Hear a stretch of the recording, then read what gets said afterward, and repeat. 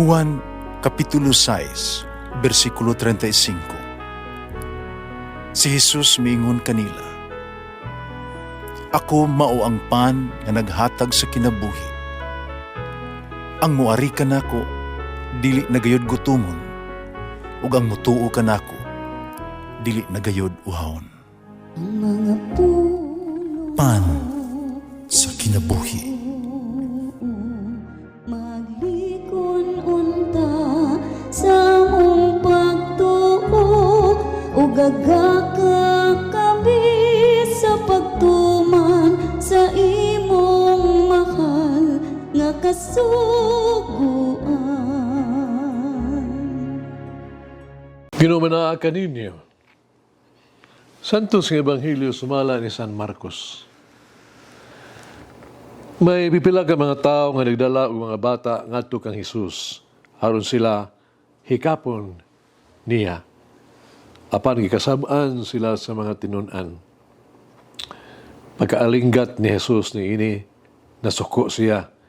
Miingon siya mga tinun-an, "Paariya kanako ang mga bata, ay sila did-i, kang gihirian sa Dios, ila sama ni ining mga bata. Timan ininyo kini, ang dili mo dawat sa paghari sa Dios sama sa usa ka bata, dili may sakop ni ini. Unya iyang gipangugos sa mga bata, kitapion ang iyang mga kamot kanila, o gipanlanginan sila." Ang Ebanghelyo sa Ginoo.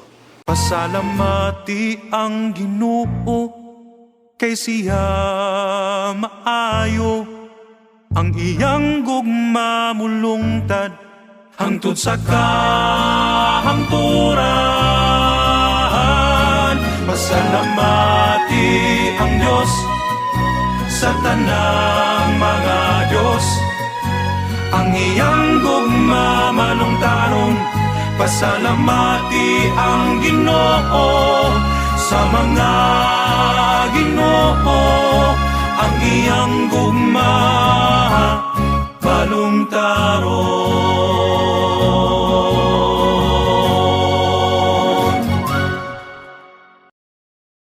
Makapakutaan na kita kung sa mag-ianaa sa mga bata. Ang termino nga bata, mga bata o gagmayng mga bata, gisgutan isip subanan sa pagkadisipulo.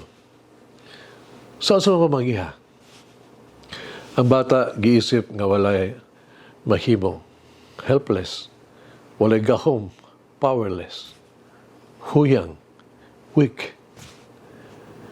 Duwato na yun nila ang ilahang mga limitasyon o ang ilahang panginahanglan ugiya. Karon kinahanglan natong irepresentar ang ato ang kagalingon sa tubangan sa Dios sa sama sang paagi. Kinahanglan mo salig kita sa gahom o providensya sa Dios. Kinahanglan ka kita mo salig yun kaniya. Kung mutarikod kita sa Dios, sigurado gayong mapakyas kita. Apan kung mahiusa kita sa Dios, sigurado usab gyud mulampos kita. Uban sa Dios, luwas kitang tanan. Stable na ning tanan o kitang tanan maluwas gayud. Para kung wala ang Dios, wala kita. Kita walay mahimo. Kitang tanan, wala tayo panaganon o depensa. Ang sa kabata kanunay gyud masaligon ni adto mas magulang kaniya. Ni adto magatiman kaniya pag-ayo. O ni adto sang na gitan-aw. Gituman niya ang ilang mga pulong. Iya paganay silang sundon. Gidawat sa mga bata nga kinahanglan nga sila panalipdan o giyahan. Karon, kinahanglan usab natong representar ang ato ang kagalingon ngadto sa Dios sa samang paagi. Kinahanglan musalig kita sa Dios, musalig sa iyang mga pamaagi o kabubuton, ang iyang kabubuton ato siyang dawaton kanunay ay mga plano. Uban sa Dios, kita mapanalipdan pag-ayo. Kita mahimong mga plano nga kitagana na nato. Dapat ito ibutang ato ang kagalingon paglaom diha sa Dios. Kinahanglan ibutang nato ang atong pagtuo sa iyang mga pulong. Sama sa mga bata, kinahanglan usab natong tumanon ug sundon ang iyang mga sugo. Ang iyang tunob. Ug sama sa mga bata, kinahanglan usab natong sundon si Jesus. Sa ito pa, buhaton ang iyang gisulti o magpakinabuhi kung giunsa niya pagpakinabuhi sa yuta. Doon ay sugulanon nga makapakaikag kayo sa kinabuhi sa usa ka martir. Ngayon lang siya Leonidas. Usa ka gabi miluhod siya tubad sa iyang natulog nga anak.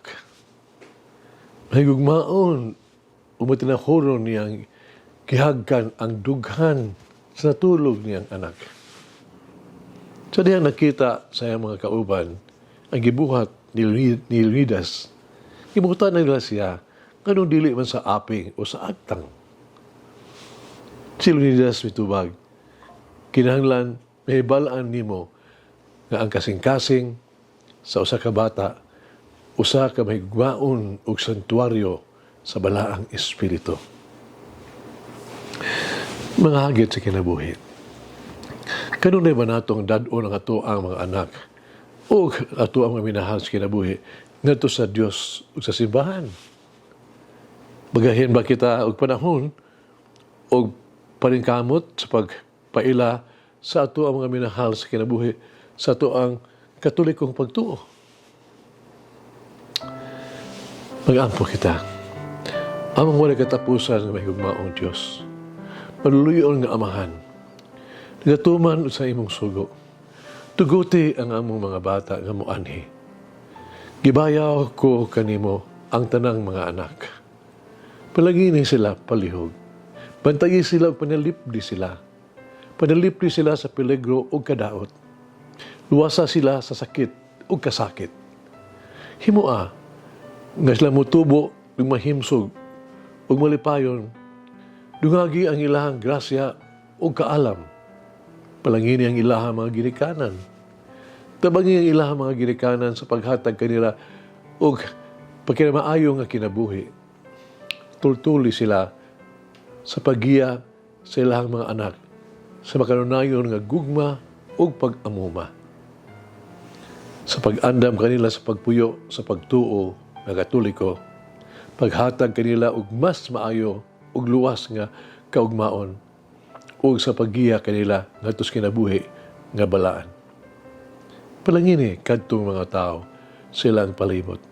Himo sila makapadasig ng mga modelo matan-awon og sundon. Hinaot nga sila maghimong tinubdan sa kahupayan ug kahupay sa kinabuhi. Gabay nga maghatag sila ug padayon ug mga maayong panag-ingnan. Hinaot nga sila mudala kanila ngadto sa kaluwasan, seguridad, ug labaw tanan ngadto kanimo Dios. Amen. Mama Mary, grant me the spirit of childlikeness. Mulangin ang Diyos magagawang sa tanan, Amahan, Anak, Espiritu Santo. Amen. May the Lord of the divine mercy bless us all, heal us from all diseases and suffering. Ayun unta niya kita, tanang mga sakit na sa lawas o sa kalag, body and soul. In the name of the Father, the Son, and of the Holy Spirit. Jesus, I trust in you. Amen. Whoever eats the bread of life will never hunger, says the Lord. Kay galaan inyong nabati ang pagpaambit ug pagpamubong pamalandong sa pulong sa Dios pinaagi sa tulumanon pan sa kinabuhi nga gidumala ni Monsignor Daddy Silva. Hangtod na usab sa sunod higayon, daghang salamat. The bread of life